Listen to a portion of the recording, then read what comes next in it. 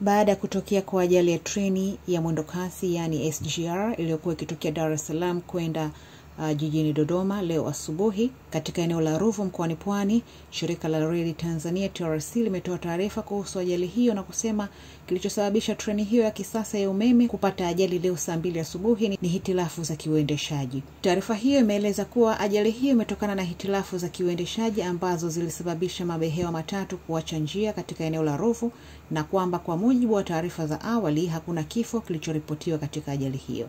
Imeeleza zaidi kuwa timu ya wataalam ikiongozwa na katibu mkuu wa uchukuzi, mkurugenzi mkuu wa TRC pamoja na vyombo vya ulinzi na usalama inaendelea na uchunguzi wa kina kubaini chanzo halisi cha hitilafu hiyo.